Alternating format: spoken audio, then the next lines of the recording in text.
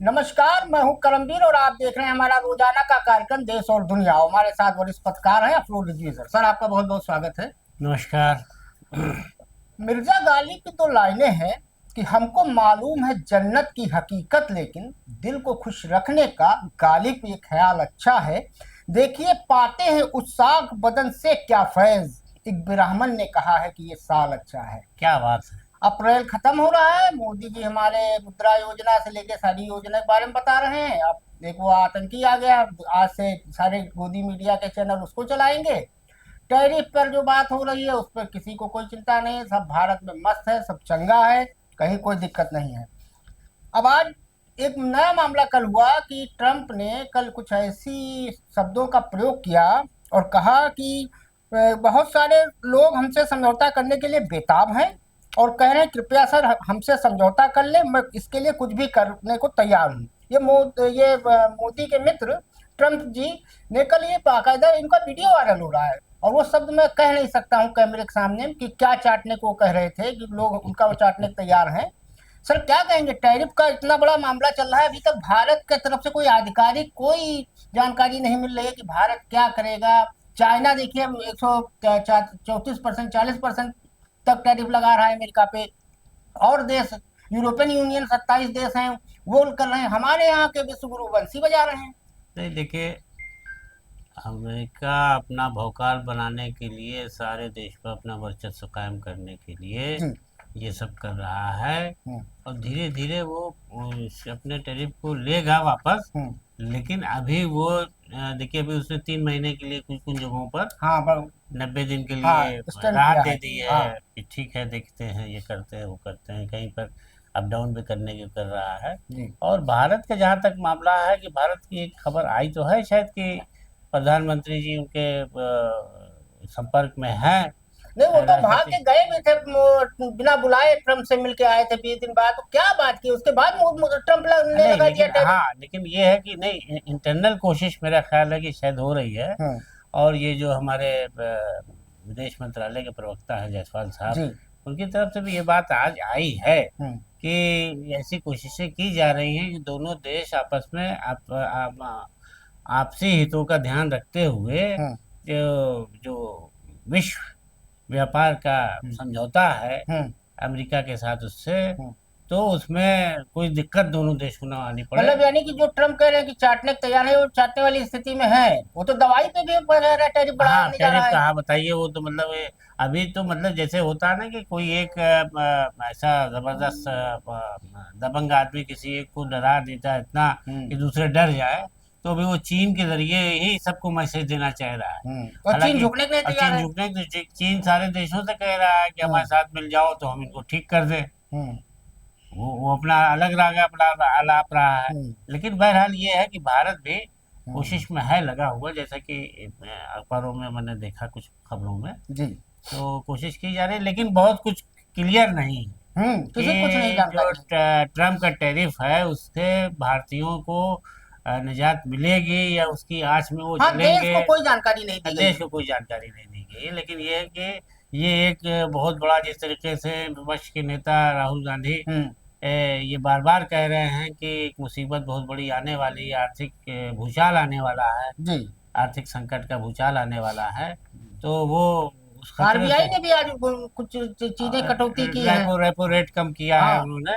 कि जो repo rate बढ़ाते हैं बैंकों को, जो विश्व बैंक कर्ज देता है जी। उस पर जो ब्याज लगाता है उसको रेपो रेट कहते हैं। तो अच्छा। जब वह खुद विश्व बैंक ज़्यादा ब्याज देता है तो हम्म। सारे बैंक जो है अब वो अपने कस्टमर को, अपने ग्राहकों को हम्म। महंगे ब्याज दर पर हम्म। ऋण देते हैं, तो उसमें कुछ राहत मिलेगी। लेकिन बहरहाल कुल ले दे के असमंजस की स्थिति बनी हुई है हम्म। ट्रम्प के मामले में। एक सब बड़ा विचित्र मामला आया कि मेरठ में वो जो नीला ड्रम वाला कांड हुआ था, जी। उसके बाद कुछ दिन बाद हुआ था कन्नौज और सीता संत कबीर नगर से होते हुए अब ये मामला फर्रुखाबाद तक पहुंच गया है। हम्म। फर्रुखाबाद के पटियाली थाना क्षेत्र में नगला कचिया गांव का है। जी। वहां के एक राहुल हैं, उनकी शादी 2 साल पहले वैष्णवी से हुई थी। अब पता चला कि शादी के बाद उसका किसी से अफेयर था, वो ससुराल पद से ही था, उसका नाम मनोज है। तो अब डर के मारे या भगवान जाने क्या हुआ, या राहुल भाई ने क्या किया कि उनकी मतलब अपनी पत्नी की शादी उसके प्रेमी से करा दी। और ये मामला बड़ा मनुष्य। सोशल मीडिया में बहुत वायरल है। लोग कह रहे हैं डर गया कि कहीं हमें भी ना मरवा दे बाद में। क्या कहेंगे सर? नहीं, ये देखिए, ये तो भाई है कि एक ऐसा वाक़या उसके सामने आ चुका है, हम्म। जिसमें एक लड़की ने शादी सिर्फ़ इसलिए की कि हम्म। उससे पैसा आ जाए, तो हम्म। इसका हम मर्डर करा करके अपने आशिक के साथ निकल लेंगे। हम्म। तो अब ज़ाहिर है कि किसी की भी पत्नी अगर इस तरह की हरकत करती है और हम्म। वो अब शौहर के रहते, पति के रहते किसी और व्यक्ति के संपर्क में है और पति उसका विरोध करता है कि ये गलत है, ये भी तो कर रहा था विरोध तो पहले। ये भी कर रहा था। कोर्ट इसने वोर्ट में भी मामला इसने गया बहुत था। समझाया। तो मैंने भी इसको देख इस खबर को देखा कि जिसमें लिखा हुआ है कि हम्म। राहुल जो था अपनी पत्नी को बहुत समझाता था। हम्म। जब वो नहीं मानी तो उसने तो गत्वा उससे हम्म। उसका विवाह करा कायमगंज दिया। एसडीएम कायमगंज कोर्ट में। एसडीएम कोर्ट में जा जी। करके खुद ही सारा व्यवस्था कराई, वकील पकड़ा, ये अरे किया डर वो बड़ी चीज होती है। किया। हम सोचा कि कहीं अब मार। ये सही है कि उसमें एक हिडन बात ये है कि वो डर गया कि कहीं ये प्रेमी के साथ मिल करके हमारे विरोध करने पर हमारा भी ना सफाया कर दे, तो उसने जो है अपनी अपनी जान बचाने की खातिर कर लिया या उसकी खुशी की खातिर कर दिया। कह तो रहा है कि अपने पति को खुश करने के लिए कर इससे दिया। पहले कन्नौज में भी ऐसा वाकया हुआ था। वहां भी उस पति ने अपनी पत्नी की शादी प्रेमी से करा दी थी और यही काम हुआ था संत कबीर अब नगर। ये ऐसा मामला है इस आशिकी का कि इसमें कोर्ट भी कुछ कर नहीं सकता। अगर लड़की कह दे कि नहीं मिनी के साथ रहेंगे, यहाँ नहीं रहेंगे, हम्म। तो ना समाज कुछ कर सकता है ना वो कर सकता है। हम्म। इसलिए देखिए, सामाजिक बुराई को समाज भी विरोध नहीं कर पा रहा है। अब हम्म। देखना कई वाकयात ऐसे सामने आ हाँ चुके हैं। बिल्कुल इससे पहले सिलसिलेवार। कन्नौज में भी हुआ है ये वाकया। हाँ संत उन कबीर नगर हुआ। हाँ, और उससे पहले भी हमने कई बार इस तरह के वाकये पढ़े जी। हैं अखबारों में, जी। खबरों में, जिसमें पत्नियां गई तो शादी करके, हम्म। लेकिन वहां से फिर लौट के आ गई। लेकिन हम्म। मुझे हैरत हुई कि ये तो जैसे कि पार्टी बदलने जैसी बात हो कि आज कांग्रेस में है, हाँ कल भाजपा अब में है, शादी परसों बसपा में है। पार्टी, आप बहुत सही आपने कहा हाँ, कि अब शादी शादी भी हो गई। शौहर ना हुआ, पार्टी हो गया कि आज हाँ, इसके साथ कल उसके आज साथ। हमारी आस्था बदल गई आस्था बदल गई दूसरे। है इस पार्टी में और बहाना कर दिया कि बच्चे अकेले थे तो हम यहाँ लौट आए। एक सर बड़ा दुखद मामला है। एक गुरमीत राम रहीम नाम का एक बाबा है। जी जी। वो कई सालों से सजा याफ्ता है और वो जेल में है। और भाजपा की कृपा दृष्टि रहती है क्योंकि हरियाणा में बीजेपी की लगातार सरकार है। तो बार बार उनके ऊपर भाजपा की वहाँ की सरकार बहुत मेहरबान रहती है। 2020 के बाद से 13वीं बार 21 दिन का बाबा को फिर मिल गया है फरलो। और अगर पूरे देश की बात की जाए तो लाखों ऐसे कैदी होंगे जो विचाराधीन हैं या जिनके पास जमानत कराने पैसा नहीं है या जो जेलों में सजा याफ्ता है, उन्हें कभी ना नहीं छोड़ा जाता है। अब अगर एक आंकड़ा देखिए तो 2017 में 2 शिष्यों के बलात्कार का दोषी साबित होने के बाद ये दूसरी बार है जब राम रहीम डेरा सच्चा सौदा के मुख्यालय सिरसा में वो फिर जाएगा। वहाँ उनका स्थापना दिवस है। अगर कुल बात की जाए इसके वहाँ से पैरोल की, तो इसका पैरोल 2024 में 3 बार जेल से बाहर आने का इसको मौका मिला। 2023 में 3 बार फरलो और पैरोल मिला। 2003 में इसको 21 दिन का एक बार 13 दिसंबर तक का मिला था। उसके बाद 2022 में 15 अक्टूबर से 25 नवंबर तक पैरोल पर रिहा किया गया था। जब हिमाचल प्रदेश विधानसभा और हरियाणा के आदमपुर में उपचुनाव होने वाले थे तब भी इसको पैरोल दिया गया था। क्या कहेंगे सर, एक आदमी पे इतना क्यों मेहरबान है सरकार, और आम आदमी के लिए कोई ऐसी सुविधा नहीं है? हाँ देखिए, ऐसी बात आप बिल्कुल सही कह रहे हैं कि तमाम ऐसे मामलात हैं जो कैदियों के जो जेल में पड़े हैं खाली अंडर ट्रायल, कभी उनको फैसला नहीं हुआ है हाँ। और पुलिस ने पकड़ कर बंद कर रखा है जी। और सजा का ऐलान अभी नहीं हुआ। बहुत सारे मामलों में तो कई बार हमने देखा था कि कोर्ट ने जब देखा कि जितनी सजा होनी उसकी दुगनी सजा है, हाँ उनके पास जमानत से पैसे है नहीं तो है। उसको छोड़ने के आदेश तक दिए गए। तो लेकिन यही था कि पैरवी का भाव कि कौन कागज भरे, कौन इसकी तरफ से है, खैर बहरहाल। लेकिन कुछ मामले ऐसे हैं जो सोशल मीडिया पर चले थे। कुछ लड़के दिल्ली यूनिवर्सिटी के हाँ आंदोलन में उनको आज तक बेल नहीं मिली। तो सजनी उनमें भी इस्लाम कहा वगैरह गया को। कि उनके ऊपर कोई अभी तक चार्ज फ्रेम नहीं हुआ है, उनके खिलाफ कोई चार्जशीट नहीं दायर हुई, कुछ नहीं हुआ। वो भी सालों से जेल में है, हाँ, वैसे नहीं जामिया आवाज के नहीं थे। उठती। लेकिन अब मैंने इससे पहले भी एक बार कोई बात हुई थी तो मैंने कहा था कि इस तरह की पैरोल बार बार बाबा राम रहीम और लोगों को, आसाराम को लोगों कुछ मिल खास जाती है, लोगों खास को लोगों मिलता को है मिल जाती है। और अब लोगों को राम मोदी जी अर्बन नक्सली जी, बता देते हैं। अब राम रहीम का मामला तो ये है कि साहब ये कत्ल का भी है और बलात्कार का भी है और और सजा याफ्ता सजा है। याफ्ता है, ये भी नहीं कि अंडर ट्रायल हो। जी। और 7 साल से 2017 के बाद से 2024 तक 7 साल में इन्होंने 14 बार, यानी औसतन साल में 2 बार ये जेल से बाहर आते रहे। और जो अभी आंकड़ा पेश किया गया उसमें लिखा है कि जनवरी 2024 के बाद से 4 बार बाहर आते हैं। तो आखिर क्या ऐसा बात है? और खासकर ये तब पैरोल पर आए हैं जब चुनाव आया है, उसमें इन्होंने ये अपनी पैर वो किया है, अंदरूनी बातचीत की, हम अपने भक्तों को समझाएंगे, ये है वो है, तो बहरहाल उनको राजनीतिक उससे जो है सिफारिश पर जो है लाभ मिलता है लाभ उनको। मिलता है। लेकिन ये जो है बहुत ही अजीब और गरीब बात है देश के अंदर न्याय व्यवस्था में। कोर्ट रोज कह रहा है कि निष्पक्ष हो, पारदर्शिता हो। हाँ, 5 करोड़ कितनी मुकदमे फटकार पेंडिंग लगाई, पड़े हाँ हैं। पेंडिंग पड़ी, अभी यूपी को फटकार लगाई है, यूपी सरकार को, डीजीपी को, कि तमाम 6 मामलों को आप क्रिमिनल मामले बना रहे हैं, सिविल हाँ, सिविल मामलों मामलों को। को, और इसको से बचा जाए। तो बहरहाल ये है कि पश्चिम तो लगता है यहाँ पर। अब एक सर एक नया मामला निकल के आया है बिहार से कि नीतीश कुमार को डिप्टी पीएम बनाया जाए, और ये मांग किसने की है? भाजपा के एक पूर्व मंत्री हुआ करते थे अश्विनी कुमार चौबे, जी और वो कह रहे हैं कि 20 साल तक सीएम रहना तो कम नहीं होता है, अब उनको कुछ बड़ा काम दिया जाए। क्या कहेंगे, ये क्या हो रहा है? मतलब डिप्टी पीएम का मतलब क्या होता है? वह जब सब कुछ मोदी जी अमित शाह, तो डिप्टी पीएम का क्या मतलब? यानी कि क्या नीतीश को बिहार से नमस्ते करने का एक नया तरीका है? हाँ, ये देखिए, अब ये कि तुमके दिमाग में बैठाया जा रहा है कि हम तुम्हारी बेइज्जती नहीं होने देंगे, हम्म। और तुमको इस तरीके से जनता के बीच हम्म। सम्मान दे करके अलग करेंगे कि तुम अपने आप अलग हो जाओ। हम्म। ये एक संकेत है बीजेपी की तरफ से, अश्विनी चौबे ने एक संकेत दिया है जी। कि 20 साल बहुत होता है चीफ मिनिस्ट्री करते करते, अब उनके लिए कोई ऐसा पद नहीं रह गया है बड़ा पद, उनको डीपीएम के पद पर होना चाहिए, डिप्टी प्राइम मिनिस्टर के। और यही जनता की, बिहार की जनता की ख्वाहिश भी है कि नीतीश जी अब चीफ मिनिस्टर न रहे, वो हो जाए। लेकिन बहरहाल ये साफ दिख रहा है कि अभी कल अमित शाह का मैं एक इंटरव्यू देख रहा था एक टीवी चैनल पर, तो उसमें उसने एंकर ने कई बार पूछा कि बिहार में कौन जीतेगा, तो उन्होंने कहा कि अपने जवाब में कि दुनिया तो ब्रह्मा जी ने बनाई है। अब ब्रह्मा जी ने बनाई तो वही बता सकते हैं। दार्शनिक हो गए। हाँ, दार्शनिक हो गए। लेकिन उसने फिर दूसरा सवाल दागा, कहा कि किसके नेतृत्व में लड़ा जाएगा? हाँ। कल चीफ मिनिस्टर जो है उसी के नेतृत्व में लड़ा जाएगा। मतलब नाम नहीं लिया, लेकिन तब नहीं भी नहीं, कहा उन्होंने कि चीफ मिनिस्टर नीतीश कुमार है, तो हाँ नीतीश, अभी तो नीतीश कुमार चीफ मिनिस्टर थे उनके, तो वो भी समझ रहे हैं। लेकिन ये तैयारी भीतर से पूरी है कि नीतीश को अब शून्य की तरफ ये लोग ले जाएंगे।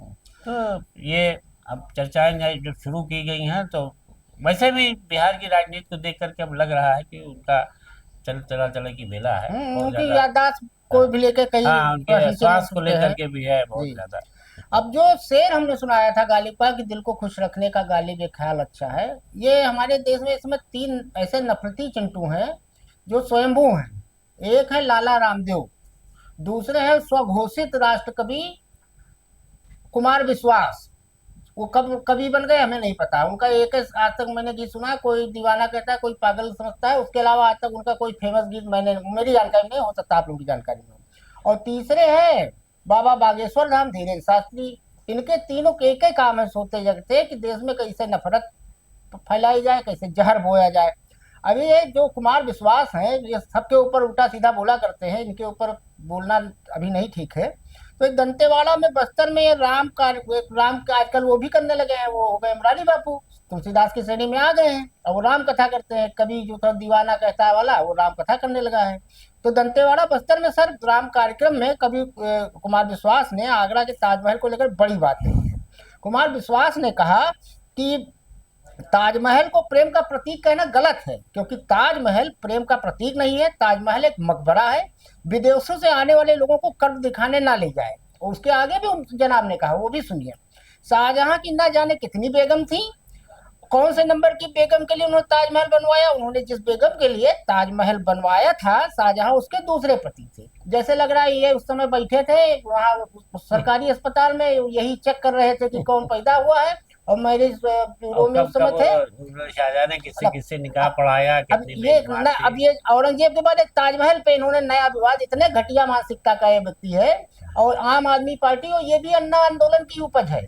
अगर अन्ना आंदोलन ना हुआ होता तो इसको कोई शायद कोई नहीं जानता होगा, ये वहीं प्रोफेसर रहता, वहीं पढ़ाता। क्या कहेंगे सर? बिल्कुल सही कहा आपने करमवीर जी, कि मैं भी आपको यही कहने वाला हूँ कि अन्ना आंदोलन में ये अचानक उभरे थे। देश के अंदर जाने कितने विद्वान पड़े हुए हैं, कवि और शायर और लेखक पत्रकार और ये वो। उसमें यही है कि जो जरा सा अपनी दुकान चला ले गया है, भीड़ में निकल करके वो चल निकला है। तो अन्ना आंदोलन में कुछ ऐसे बुद्धिजीवी वर्ग लोग आए थे, जिसमें केजरीवाल भी थे, केजरीवाल के साथ ये आशुतोष भी थे, पत्रकार, अपने वरिष्ठ पत्रकार आशुतोष जी, और ये भी थे कुमार विश्वास भी, प्रशांत भूषण जी भी उस समय थे भूषण थे, उसमें, बहुत से आम ऐसे आदमी लोग थे पार्टी यहाँ, में। जैसे लगता था कि यहाँ पढ़े लिखों की एक जमात है जो कुछ करेगी। लेकिन आप देखिए कि जिस वक्त आपकी सरकार बन गई, अन्ना आंदोलन खत्म हो गया और सब कुछ वो हो गया, तो अन्ना भी हाथ मलते रह गए, ताकते रह गए कि ये क्या हो गया, मेरा चेला सरकार बना लेगा। हाँ, वो तो आरएसएस का प्लान था वो, तो कुछ उसके हुआ बाद, था। हाँ, उसके बाद ये था कि, लेकिन ये था कि जब वो बन गई तो ये बहुत दिन तक उम्मीद करते रहे कुमार कि इनको विश्वास कुछ के साथ कि इनको दिया कुछ जाएगा। मिलेगा, कुछ मिलेगा, लेकिन वो तो खुद बहुत चालाक आदमी, उसने नहीं, देखा। कुमार विश्वास आम आदमी पार्टी से चुनाव लड़े थे, हमें मुझे जहाँ तक याद है सोनिया गांधी या किसके खिलाफ लड़े थे, नहीं हाँ सोनिया गांधी की या राहुल गांधी के खिलाफ लड़े थे वो आम आदमी नहीं, पार्टी वो से, चुनाव लड़े हो जो भी हार लड़े गए हो, थे। बहरहाल ये कई बार वो क्लिप दिखाई भी गई कि जब वो आंदोलन चल रहा था और सरकार बनाने की बात होती थी, केजरीवाल के साथ बैठे हुए हैं, नारा लिख रहे हैं, पार्टी का नाम तय हो रहा है, ये हो रहा, वो हो रहा, लेकिन इनको उसने कुछ दिया नहीं। तो आज जब उसी के नाम पे खा रहे हैं, हाँ, उसी पे लेकिन इस जाते हैं। बीच एक लहर ये चली कि अगर बीजेपी उन लोगों को बहुत जल्दी मंच पर अब बुला लेती है जो उसके एजेंडे के मुताबिक बात करते और ये तो करते हैं, ये तो मुझे याद है तो अब लखनऊ ये में। था कि इन्होंने देखा कि अरविंद केजरीवाल के खिलाफ अगर बोलते हैं हम तो हमारी तो मार्केट वैल्यू बढ़ जाएगी, तो इन्होंने सबसे पहले अरविंद केजरीवाल और राहुल गांधी के लिए बोलना शुरू किया। फिर बोलते बोलते बोलते वो दिन निकल गए, दिल्ली के चुनाव भी हो गया, कुछ इनको मिला नहीं अभी तक। फिर अचानक ये फील्ड पर चले गए, सारे जितने भी वैसे थे कि हमने सोनाक्षी सिन्हा को लेके कमेंट किया था हमने तुम्हें मुस्लिम एक्टर्स को लेकर के हम पैसा तुम्हें देते हैं, हम तुम्हें हीरो बनाते हैं, तुम नाम रखते हो आक्रमणकारी लोगों के नाम पर, वही उसके करीना सैफ अली कपूर, खान हाँ, करीना के लड़के पर, फिर सोनाक्षी पर तैमूर पर कहा, फिर सोनाक्षी सिन्हा की शादी को लेके बहुत कुछ कहा। तो ये ताजमहल वाले पता है सिर्फ चर्चा बने रहने के लिए है, और ताजमहल पर इन्होंने बहुत ही घिनौनी बात कह दी है, लेकिन तारीखी फैक्ट है, मकबरा तो है ही है, मकबरा ही है, दुनिया के 7 अजूबों में से एक है, लेकिन यूनेस्को का विश्व धरोहर है। उसके अंदर मकबरा एक हिस्सा है, उसकी जो कब्र है उसमें शाहजहां की, मुमताज महल की, वो एक अलग है, लेकिन वो पूरे जो बिल्डिंग बनाई गई है ताजमहल की, उसकी खूबसूरती है, खूबसूरती दुनिया का शायद ही कोई ऐसा शासक हो जो आके उसके सामने फोटो ना खिंचाता हो, चाहे वो अमेरिका का राष्ट्रपति हो चाहे इंग्लैंड का। भारत की बहुत बड़ी पहचान है इंडिया की, 7 अजूबे में एक अजूबा एक ज्ञान और वहाँ दिया था इन्होंने, कहा कि जीन्स टी शर्ट नहीं, धोती कुर्ता पहनना चाहिए, माथे बिंदी लगाना चाहिए। मैं इनकी 100 फोटो ऐसी दिखा सकता हूँ जो जीन्स में मिलेगी महानुभाव की। नहीं, ये देखिए मौसम के तरीके से इनका मिजाज बदलता रहता है, इनका कोई अस्तर नहीं रह गया है। अब ये पता लगने लगा कि ये सतही बातें करके किसी वो लगे कि किसी राज्यसभा में किसी तरह हमको मिल जाए, मिलना नहीं, ऐसे लोगों को केवल राज्यसभा देखिए यही यार सुब्रमण्यम स्वामी का, वो भी सोनिया गांधी के पीछे राशन पानी लेके बातें बोलते हैं, शाह के खिलाफ कितनी बातें बोलते हैं, लेकिन वो पड़े हुए हैं। अब दूसरे हैं लाला रामदेव सर जी, तो उन्होंने एक शरबत जिहाद शुरू किया है। उन्होंने कहा है कि एक मशहूर शरबत का नाम हम बता रहे, नाम भी हम बता दें, रुआवजा, सीधे सीधे हम बता दें, रुआवजा पर उनका प्रहार है। वो अपना एक गुलाब का कुछ लाए हैं और इनके ऊपर जबकि उसकी नकल ले आए हैं।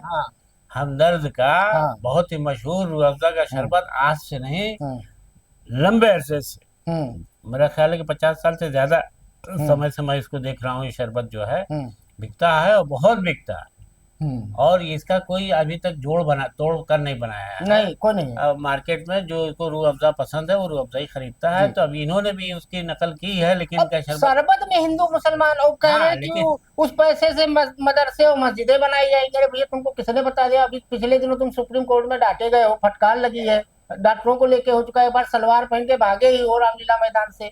ये सर क्या हो रहा है देश में? ये बाबा है। अरे बाबा को तो वो शर्मनाक बात है कि अभी इन्होंने क्या क्या किया, फिर महिला का कपड़ा पहन के भागे जान बचा करके मंच से, और वो डरते रहे। फिर जब इन्होंने देखा कि जान बचानी है तो बीजेपी के उसमें इशारे पर काम काला धन ला रहे थे, ये पता नहीं ला रहे थे, ये ला रहे थे। तो अभी इन्होंने जो ये सब शुरू किया है कि इस पैसे से मस्जिद इमामबाड़ा बनेगा, बिल्कुल गलत है।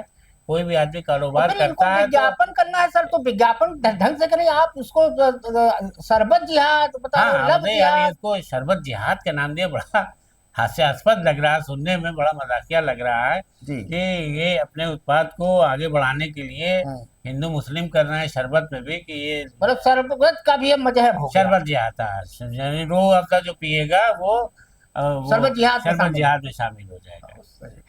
तो आज के लिए इतना ही। अगर आपके कोई सुझाव हो तो कमेंट बॉक्स में जरूर डालिएगा। धन्यवाद।